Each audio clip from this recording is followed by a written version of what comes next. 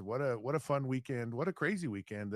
There's thunder and lightning and rain and even a little bit of snow. Of course, up at the Rice Eccles Stadium at the University of Utah, where 21 ranked Arizona State Sun Devils, reigning Big 12 champion, came to Salt Lake and went home with their. Does Sparky have a tail? I think so. Sparky, their little, cute devil mask. I think the devil does have a tail. At least that's what when I saw him the few times I have seen the devil, I've seen him face to face, and it was quite an interesting exchange. Uh, in fact, one of the best songs is Charlie Daniels. Oh, isn't that song so good? Yeah. What's the name of that song? Actually, do you know that song? Or are you too young? I Where he think I might does. be too young to know that. Oh, geez, Charlie Daniels and is a devil in the rising sun. Anyways, great song. Can't remember the name. I'm getting old. I forget things often and don't remember things half the other time. Okay, folks. This is something that I've been waiting so freaking long to say. It's rivalry week. Now, this isn't any normal rivalry week. This is the big one. And it's the big one because it's the biggest one that's to date, really, that Utah and BYU have had. It really is. This is what it should be. Now, it would be even more incredible if it was at the end of November and these two teams were, battling for a conference championship, a chance to be in the conference championship game, whatever, because the conference champion goes to the college football playoffs. This game this week is a game for that right. Whoever wins this game is going to be in a very, very strong, strategically beautiful place to go and represent the Big 12 in the conference championship with a chance to go to the college football playoffs. And there's a real scenario right now where two teams from the Big 12 could get in, and it would require Texas Tech to remain undefeated because they're going to be because they're 7 now. And I'm going to get into the polls because they're just absolutely ridiculous. I mean, the polls are so ridiculous. It just makes me want to vomit. And I'm not a puker, just so you know. I don't like it. It's my least favorite thing to do in the world. I will try to kill myself before I throw up. But the polls make me do that. That's how much I hate them, despise them. I think they're the most rigged, ridiculous thing in the world. And it just rubs me wrong every time they come out. It just makes no sense. Now, if you're Utah and you play at 8 o'clock at night, most people don't vote for you, and they really should. I mean, Utah, I don't want to get onto it. I'm going to get into it in a minute. Uh, eh, Anyways, I want to talk about this rivalry week because this is a big freaking deal. For the first time ever, the two big schools in the state of Utah, no offense to the Aggies or the Weber State or all but the big boys are Utah BYU. We all know that. Everyone knows that. But now we're really the big boys. When Utah was in the Pac-12 and BYU was independent, and it was not the same. It was horrible. And when they were both in the Mountain West and the WAC, it was awesome, but it was on the small stage. It was off Broadway. It was, summer stock in the Poconos. It was not the big time. This is the big time. This is the biggest of big time. And like, I don't care who you root for. I know most of the people that are listening are Utah fans, as you should be. But it's so incredible to have this. I have been in states, I've lived in parts of the country where, I lived in Florida, Miami, Florida State, and the winner of that game was going to be on course to win a national championship. And you're like, well, you hate to see one of them, it's like, no, this is what makes it a big deal. And quite frankly, this is what makes it a rivalry, right? Because unless there's something really on the line, like last year is like Utah was horrible. Like it was just a pathetic year. And it's one of those where, and it's things, don't get me wrong. And you feel like you kind of got robbed at the end of the game which you did. Regardless, because that's any good rivalry. Like you never lose to your rival. You got robbed, and that's what makes it so beautiful. But it was for nothing, and ultimately for BYU it was nothing because they didn't win the conference, didn't go get to go to the conference champion, and it was probably unfortunate for BYU last year because they might have had a real shot with things had they had the chance to go, and they didn't. So this, but now everyone did their job. Utah's 5-1. Only losses to Texas Tech, and it was with a quarterback who wasn't really healthy. And now we're starting to see a healthy Devin Dampier, and it's like, whoa, what would that game have been like had he been healthy? Now we're never going to know unless there's an opportunity for a rematch down the road. But my goodness, as advertised and beyond. But the rivalry, people, this is what we wanted, and this is what we need. Big Noon is said, oh, wait a minute, hold everything. We're coming to Provo.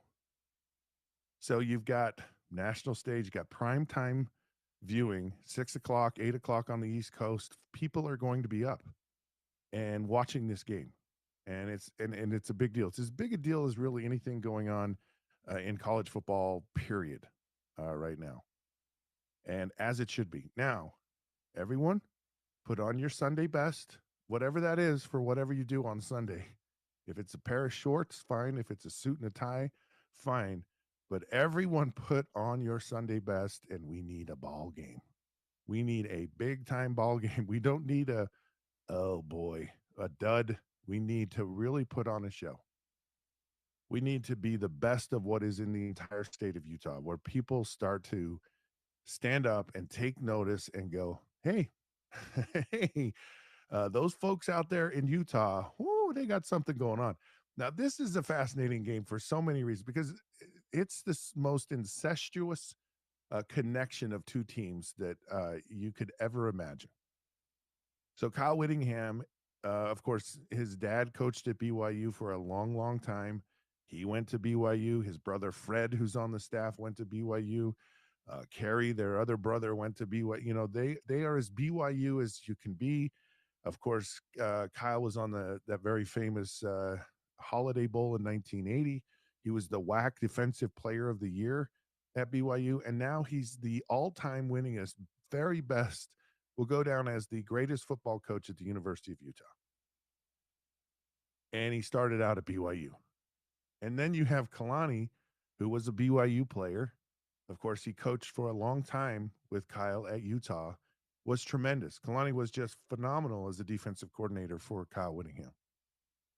And he went off and he kind of did his thing. And all of a sudden, he ends up as the head coach at BYU and has done a remarkable job at BYU. He was tremendous fighting them through independence and really, I mean, has done an incredible job in the Big 12, making that transition to the Big 12. And that's a huge jump. And, he's had a rough first year, but the last 2 years, he started 6-0 the last 2 years, just a tremendous job. Now you have Jay Hill, who was a defensive back at Utah, who coached with Kyle at Utah, and he's now the defensive coordinator at BYU. You have A-Rod, who was also a longtime assistant at Utah, played at BYU. Now he's at BYU. You have Jason Beck, who was at BYU as a quarterback. And now he's the offensive coordinator at Utah, doing a phenomenal job. So you have an old BYU quarterback. His offense is going up with Jay Hill, a former BYU or Utah defensive back. They're playing against each other, and they've all switched sides. Like, could you imagine if the Civil War was, and the Civil War probably was like this, brother fighting against brother. And it's it's so awesome. I mean, it's just so awesome. And it goes further and deeper than that. And, they know each other well. And quite frankly, these programs are really close to mirror images of each other. And they've identified how to play at a top level and really get the most out of the people you have. And Utah, BYU do it as better than anyone in the country. And there's something to be said about a team and teams that just play hard. That's what these guys do. They just show up and they just play hard. And it's a remarkable achievement in the world where you don't get the very very best players in the world. You don't start out on third base.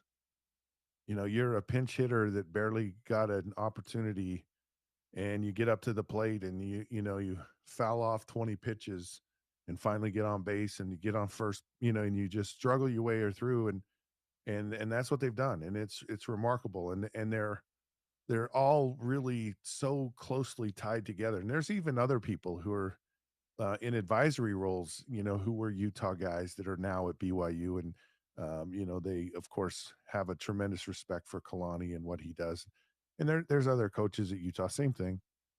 But there's this massive mutual respect for each other from the coaching perspective, and there should be. And I had this conversation. I emceed an event a few years ago and talking about this very thing and it's finally come to fruition where these two programs have put it together on the field, and they're in a position where they're battling for a conference championship. And this is the biggest rivalry game in the history of this rivalry. Not at any other point have these teams been battling it out to go play in the college football playoffs. And it's huge. And, maybe you could argue 1984, maybe, but I don't think at the time, anyone thought, oh yeah, BYU is going to win a national champion. Not at that point. I mean, it was probably close, but this is a legitimate, you get in the playoffs for a chance to go, and that's huge. It's just as big as it gets. And we want this. And we really we want it to be a great thing. Now, whoever you cheer for, that's awesome. Right? It's awesome, and you should cheer for your team, and you should just let it all hang out, and let it be a big deal. Okay, I want to talk about the polls for a minute, and then I'm gonna get into kind of a little bit of a recap of the game, and I got to give a shout out to our adopted Major League Baseball teams because they're doing well. Yeah, this is a good weekend for me. You're gonna see this on the show. It's like I'm gonna pat myself on the back a little bit today.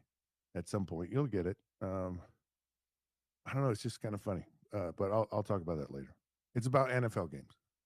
I on Friday did kind of a prediction, and my predictions were pretty good. Okay, so polls. Who does this? Like, it's embarrassing. Like, it is the most ridiculous thing in the entire freaking world. It is. It's embarrassing to me. I don't get it. I don't see it. I want to start with this. Okay, and I'm not gonna. And people are like, "You're a Utah homer," blah blah blah. So fine. Why not? They're playing very well this year. We'll start there. Okay, Utah's 24, 23, 24, no 23. The only team they've lost to this year was Texas Tech, and the game was close. Could have gone either way. They just didn't have enough juice at the end of the game. Couldn't find a way to get it done. Devin Dampier was injured. Backup quarterback was a lot more than people thought he was, and they won. And that's the only loss. And they've had dominant performances every week since then. And they had a bye week, and Devin Dampier came back against Arizona State. It was a very good football team. They're not chump change. They're a good football team, and they are well coached, and they fought and they fight, and they're not a cupcake, let's lay down and die team. And Utah just trounced them, like just dominated them from the very start to the very finish, and there was no in between. There was no lull. There was no nothing. The game was never ever in doubt. And you just go, hang on just a sec. And now you look at the UCLA game, and they've kind of won a couple of games, and maybe they were better, and maybe they're just poorly coached. So that looks like a better win. Regardless, Utah's had one loss. Now, with the polls, um, I just don't understand how um, two teams. Okay, these are the two that bug the freak out of me more than anything. If you look at the top 25 in the country, okay, so you look at every team in there. Every team is either 0 losses or 1 loss. Every team, except for 2. Those 2 are Notre Dame and Texas. Now, Texas started off the season as the top-ranked team in the country. Arch Manning has just been up and down. They are, with talent, whatever, this and that. They don't look like a great team, and they've lost twice. They do not, in any stretch of the imagination, belong in the top 25 with 2 losses. There's just no way. And they're 21. I mean, if you put them in at 25. And Notre Dame is the same thing. Now, they the losses they had were to good teams, but they had losses. I can understand 1 loss. And I can understand 1 loss to a good team, Utah. And I just, for the life of me, cannot. I just don't get it. I absolutely just don't get it. Now, the SEC has, I don't know, about 9,000 teams. The Big 12 has 4. The Big 10 has 5. The SEC has, I think, 15. Like, come on. I no, don't tell me. And it's like, Indiana is for real, right? Is Ole Miss really for real? I mean, most of these teams don't really play. They don't have tremendous schedules. Um, but you know what? They put them in there. It's Oklahoma. I don't know. It's just so annoying to me. I love, I'm watching, I'm broadcasting the game with Utah Arizona State, and I'm sitting here and I'm right in the middle of the game. I go, this is awesome. This is awesome where you have a conference like this where you have a lot of good teams. I wouldn't say great teams. I wouldn't say the most talented teams in the country. I would say really, really good teams in the country. We're going to show up every week and fight. And I'm just like, amen to that.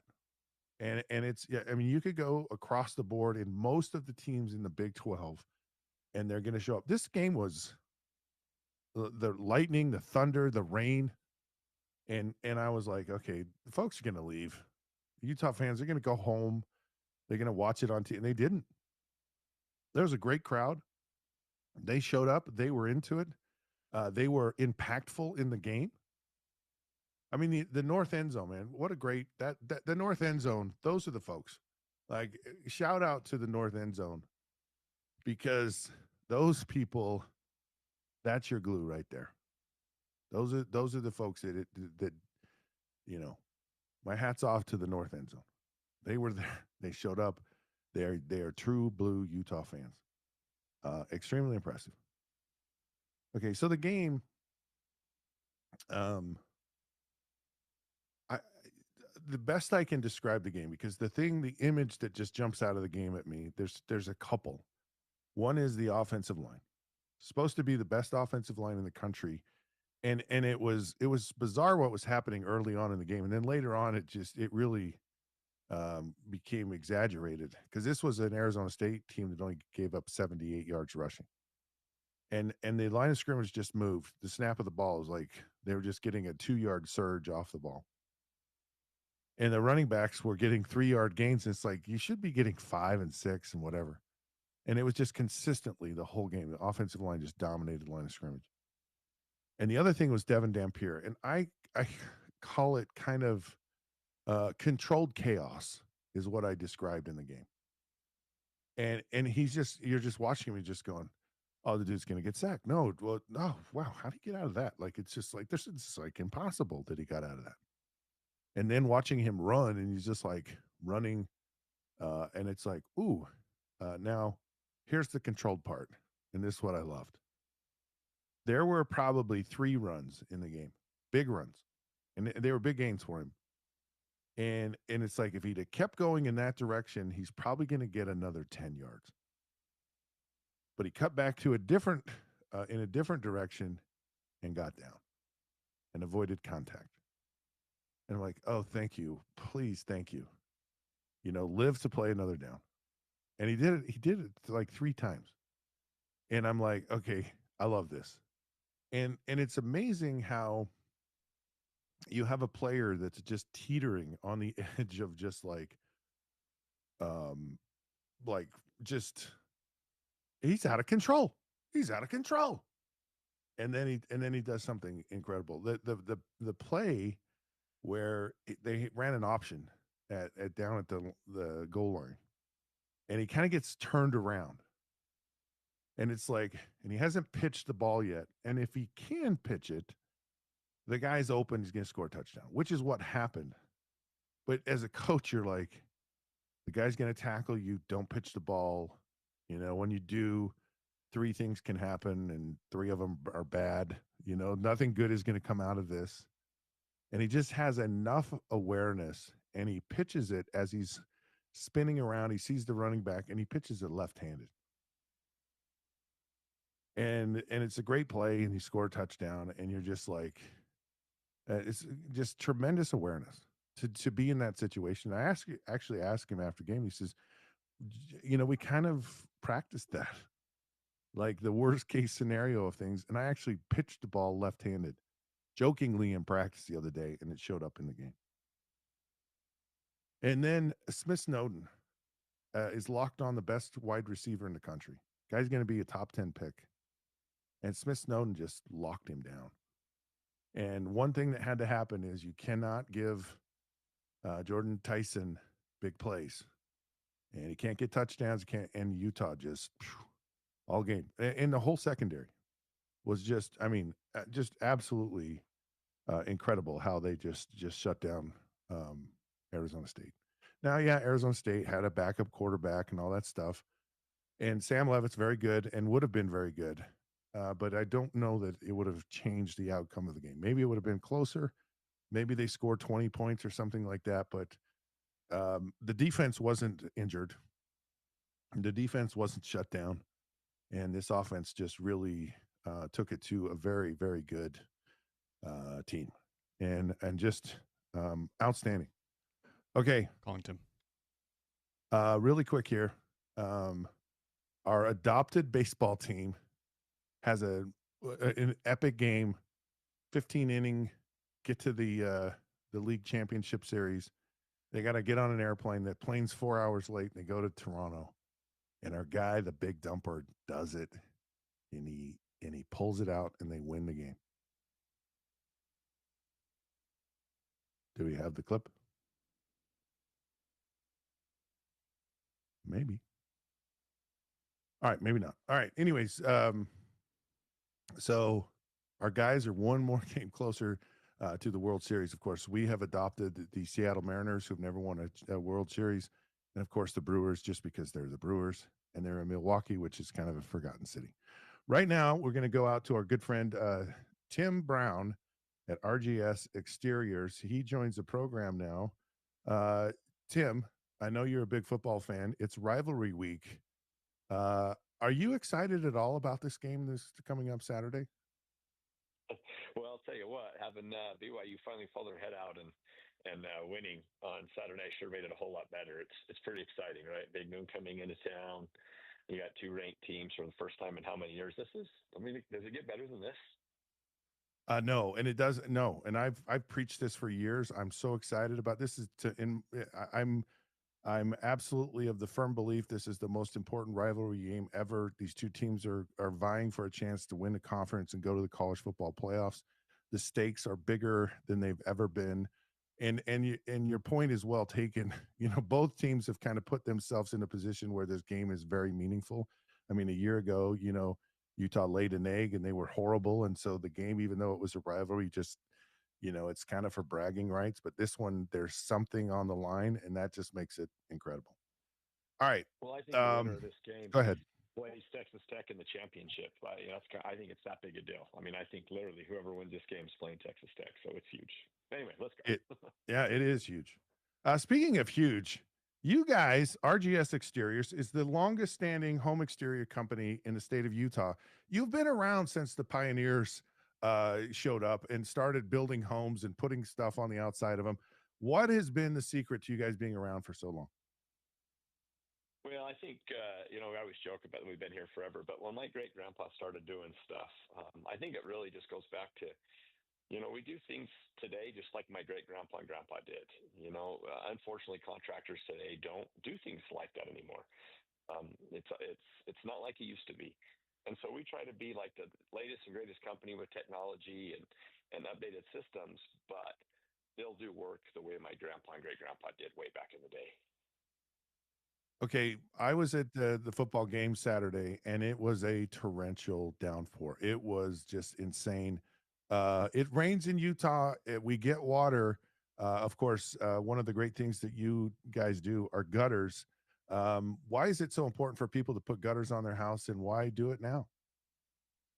It's interesting. We average 13 inches of rainfall a year in Utah, and right now we're on track to get 4 inches in the month of October. Right now, second wettest October in history, and probably will be the wettest when it's all said and done since we're only 2 weeks in. But what that tells you is that we're going to have a wet winter. And so your gutters are critical to keep and protect your home. Gutters are one of those things that you don't ever think about, that you don't think you need, and honestly, you don't until you do. And when you do is when you flood. You do is when your gutters are plugged and you got debris in them, and the rain comes and you overflow. I think we've all experienced at one time or another in our life, but when you walk down the basement and all of a sudden you're in socks and you get that gushy, wet feeling, and you're like, "What the heck?" And you have no idea, but you flooded. There's nothing worse than that.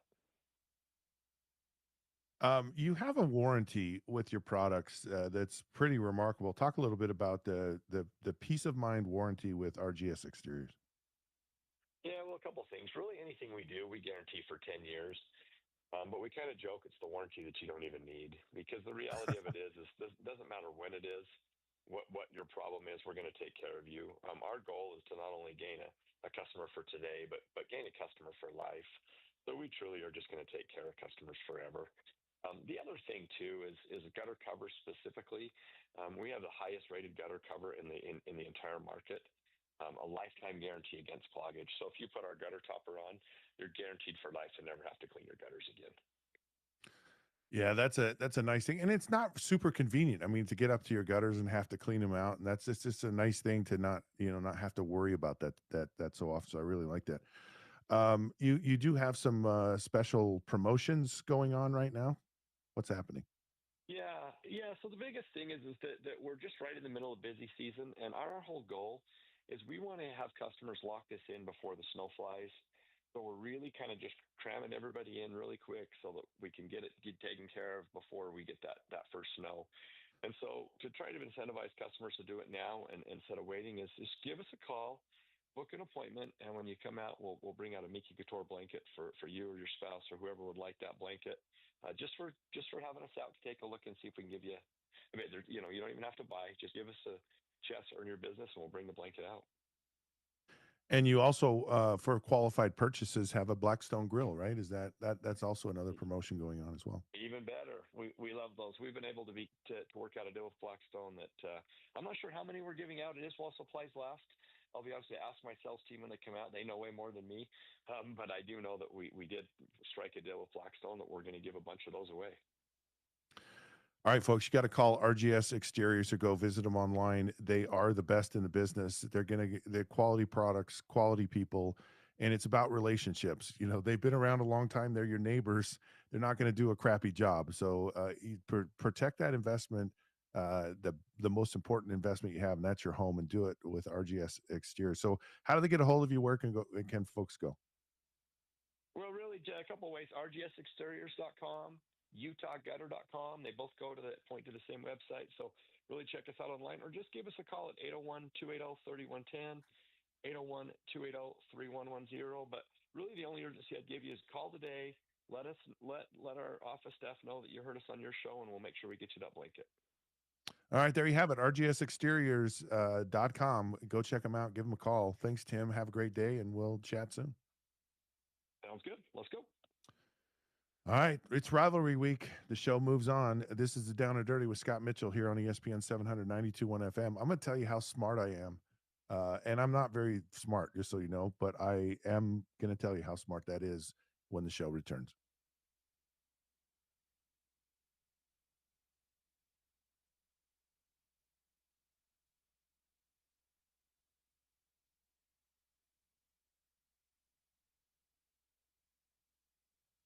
That was my fault with the sound.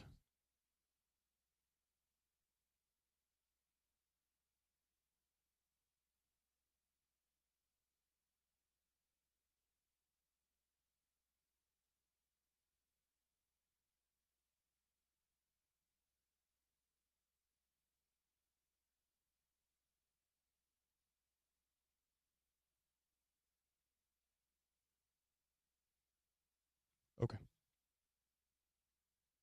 Absolutely.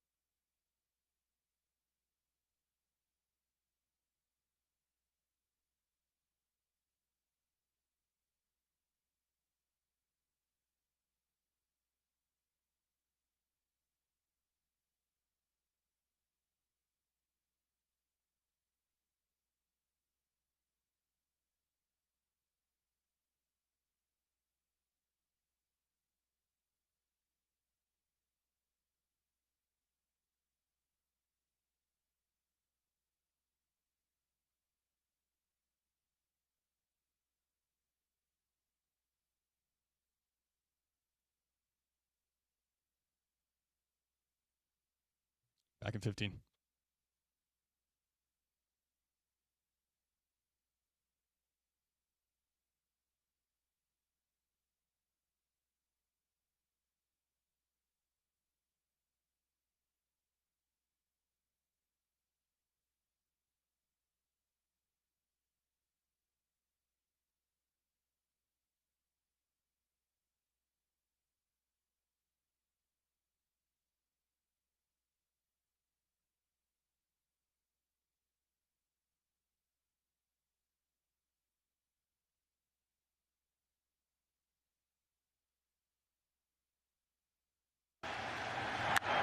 High drive right field. Cal Raleigh has connected and tied the game in the sixth.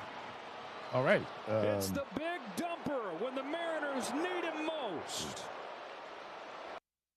Are we there, Zach? Go ahead. Okay. I didn't hear the sound for a minute.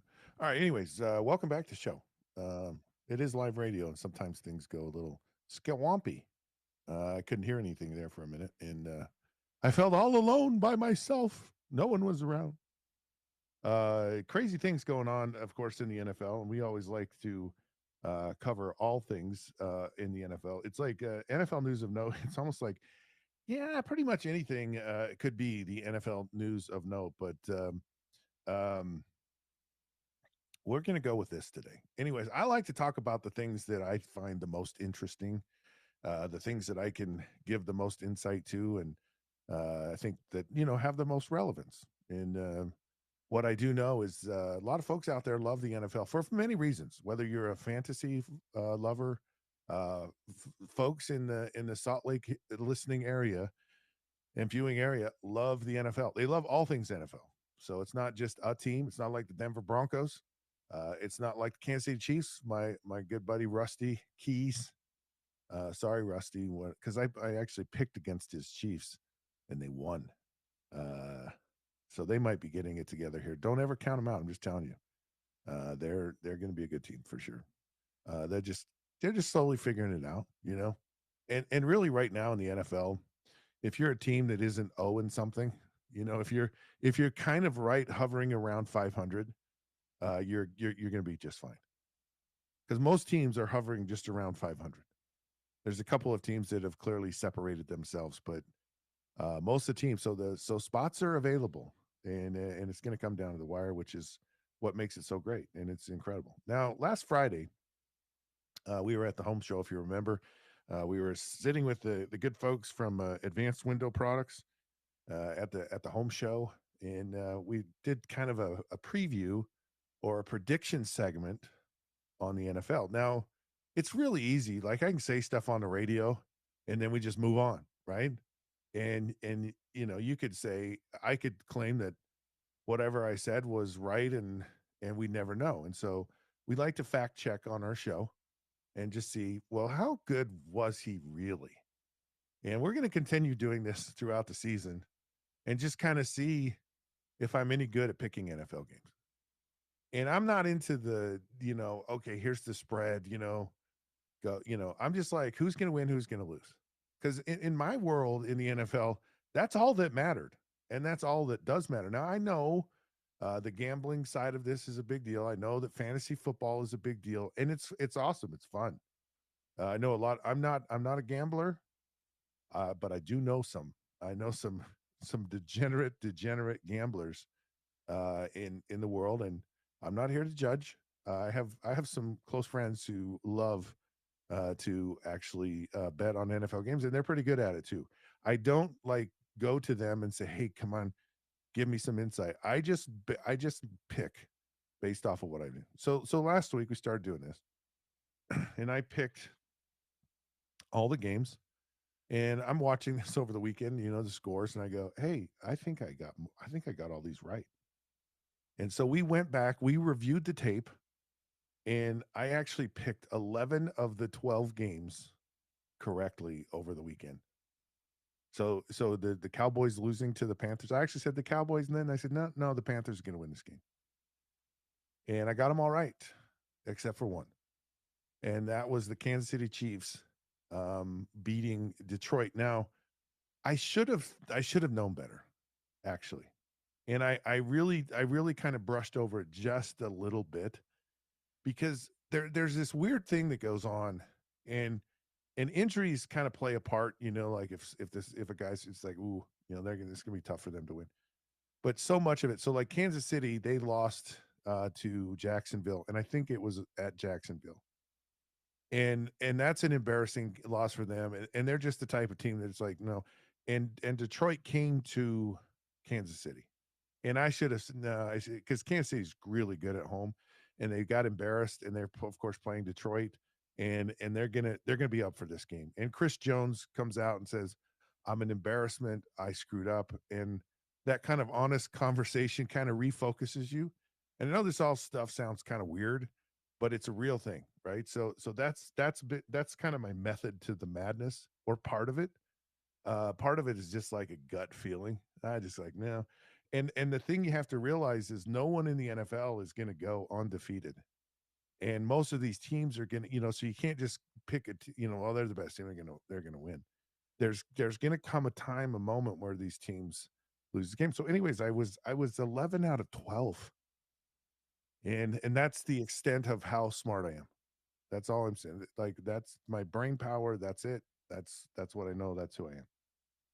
Now there are two games tonight, and do we have these on the airwaves tonight, or one of them? Zach, I am not sure, to be on top of my head. We may have one or two. One may be on our sister station, ESPN The Fan, but I'm sure we have one tonight. Yeah. So tune in. I'm sure there's a game tonight. But the Bears go to the Commanders, and everyone goes Commanders. But I picked the Bears on Friday. I picked the Bears. I'm going with the Bears against the Commanders, and I'm going. The Bills are going to Atlanta. Now everyone's saying Michael Penix, and he is ready. I'm sticking with the Bills. I think the Bills are ready as well. So those are my picks. Now, a rather interesting thing happened. Um, Man, there's so much stuff that's happened. I may have to just we'll see where we get because I really want to get into all of this stuff because it's so awesome. Um, okay, so after the game, right? And one of the things about the NFL that I hate the most today is how nice the players are after the games are over. Like it's all kumbaya, and they go and love each other, and they hug each other, and they whisper stuff in their ears. I would love to know what these guys are whispering to each other because, quite frankly, it's almost a little bit awkward. Like it's almost cringy. It's like, it's like when you have that uncle that hugs your aunt, or your sister, and he hugs just a little too long, or vice versa. And it's that awkward extra huggishness that goes on. And you've seen this, before. Anybody who goes up to Jim Harbaugh after a game, and it'll get awkward. He'll get Pete Carroll mad at him, or Jim Schwartz, or whatever. There's just a weird awkwardness. And Jim Harbaugh is from my era. He's the guy that went around like we didn't like each other. And, and we didn't hate each other. We just didn't like each other. Like I wasn't going to go up and, oh, Brett Favre, you're so amazing and wonderful. I mean, can we swap jerseys? Like I'd never do that in 100 freaking million years. Now today, I kick myself. Like, why did I not do that? I mean, I was in a situation, and because right now, look, all that matters are memories. When you like when you're just an old has been player, all you have is memories. And by the way, I've got amazing memories because I just make them up. And I just and I make them better than they actually are. So I'll tell stories on this show, and they may or may not be accurate. I'm just kidding. They're as accurate as my brain can remember. And I will tell you, I have shared stories before, and I thought they were accurate, and the result was the same, but it was the details were just not quite 100% there. So, like for example,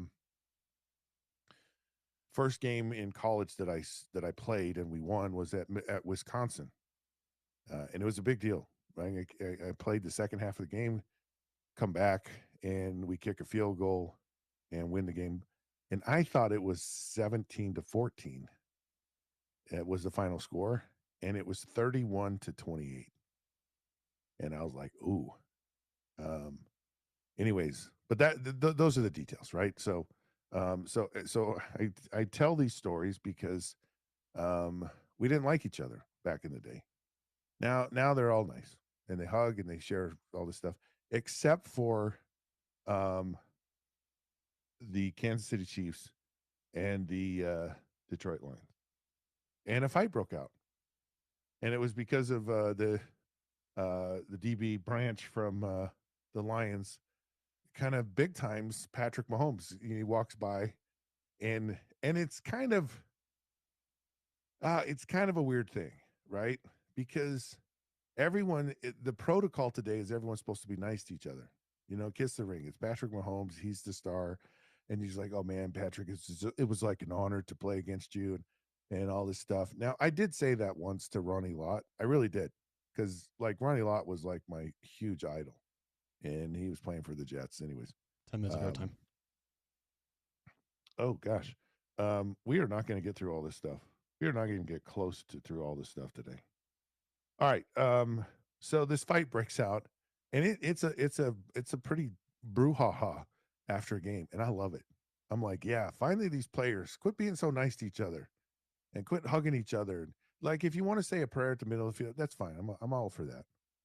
But let's show some excitement. Let's get after it. Okay. Now, gosh. So let me think about this. Um, I'm gonna have to come back to some of this stuff after we go to break. I'm gonna do one more, and then we'll go to break. Okay, so Tua, of course, the Dolphins lost.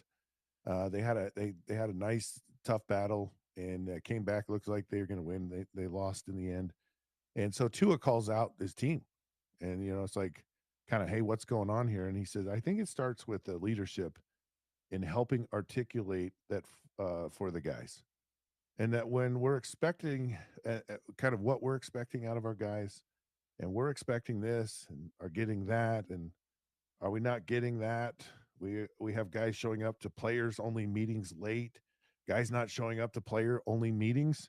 There's a lot of that that goes into it. Do we have to make this mandatory? Do we have to make these mandatory player only meetings? And I'm like, when did this start becoming a thing? Like player only meetings are the kiss of death. And you want to make a mandatory and you do this on a regular basis, that's the problem. Get rid of the player only meetings. All right, we're gonna take a break. We Colgan come winner. back. I'm just gonna do more NFL news and notes. Look, uh,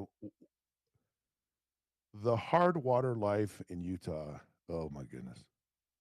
You got scale buildup ruining your appliances, skin feeling rough, water tasting well, less than amazing. There's a better way. This is Colgan Water, your local experts making your water worries a thing of the past. We're talking top rated water softeners and filters that protect your home, leave your skin silky smooth, and make your water taste fantastic. And by the way, water in Utah is different in every location. It's crazy. And these guys are the experts. For over 80 years, Colgan's been right in Salt Lake City, a family tradition of cleaner water you can trust. Think of us as your friendly neighborhood water scientists. They are. They get in and they figure it out. It's cool. So is your current water system even pulling its weight? Well, I don't know. Call Colligan today for a free water test. No matter the make or the model, dial 801-509-9602 or visit colliganslc.com. And for a limited time, get $1,000 off a new Colligan water filtration system plus free salt delivery for a whole year. Imagine cleaner, better tasting water for you and your family. Stop living with your water problems. Experience the Colligan difference. Call 801-509-9602 or visit colliganslc.com.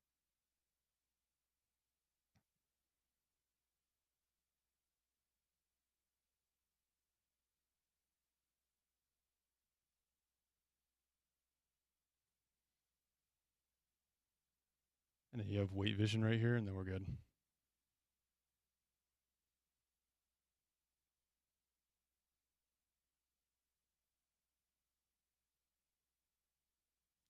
About 4 minutes.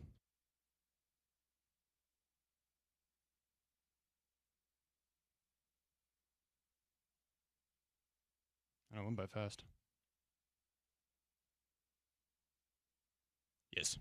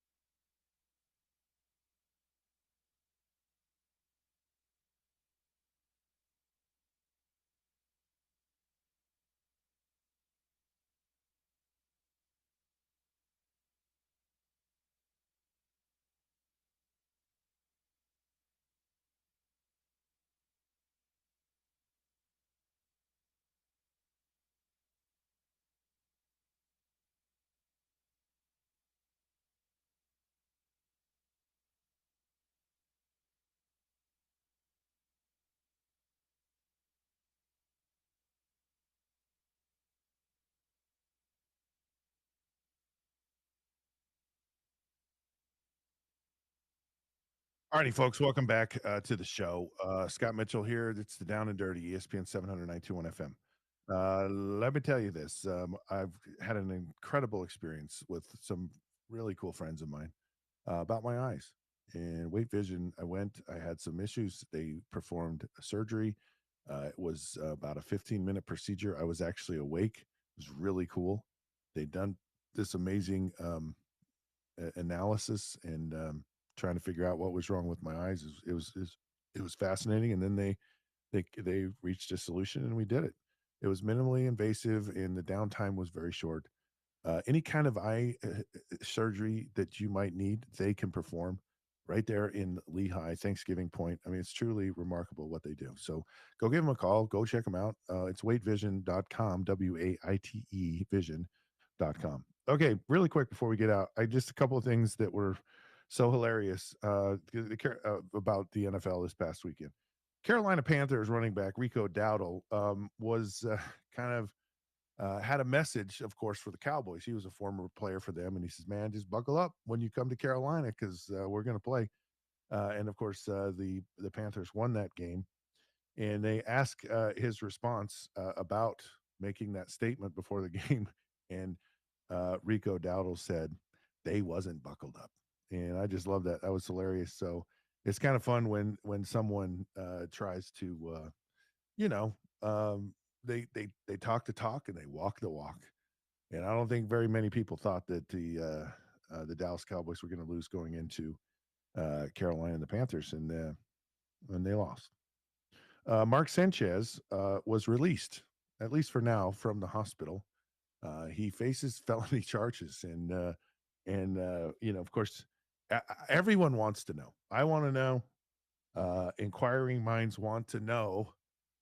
What were you thinking? Like, what's going through your head? Like, it's over a parking spot and a 69-year-old man. 2 minutes. Come on. Anyway, so Mark Sanchez, this is what he had to say about being. He says, "Right now, I am just kind of focused on my recovery, and I just want to thank the first responders, Eskenazi Hospital, Marion County Sheriff, and the Indianapolis Police Department, like Metro PD." So I'm just like, but right now I'm focused on my recovery. And I just want to see my wife. I want to see my son, my 2 baby girls. Someone wrote this for him. Like that just sounds bad. Said, just acknowledge the situation. Like, we got an unfortunate situation here. We'll get it cleared up, 1 minute. It kind of looks like what it looks like. And, all right. So there's a couple of kind of breaking things, I guess we'll announce here on the show. The 3-time Pro Bowl D end, Zadarius Smith, is announcing he is retiring from the NFL after 11 seasons. You see a lot of players these days at younger rates are actually calling it quits early. And, I think of Andrew Luck, and he's now going, maybe I shouldn't have done that. Because it's the only time you can do it, folks. I'm just telling you, you got to be careful. Now, Adam Schefter has also reported that wide receiver Puka Nacua, of course, he's here from Utah, is considered day-to-day. And he's got an ankle sprain. It's very uncertain whether he's going to play in London against the Jaguars. So be fun to watch and see what happens with Puka. All right. That's about all we have for today. The Kyle Whittingham press conference is right around the corner, which we all want to be tuned into because it's rivalry week and it's the biggest one ever. Thank you for tuning in. This has been the Down and Dirty with Scott Mitchell here on ESPN 792.1 FM. The Sean O'Connell show's next. Until then, we'll see you then.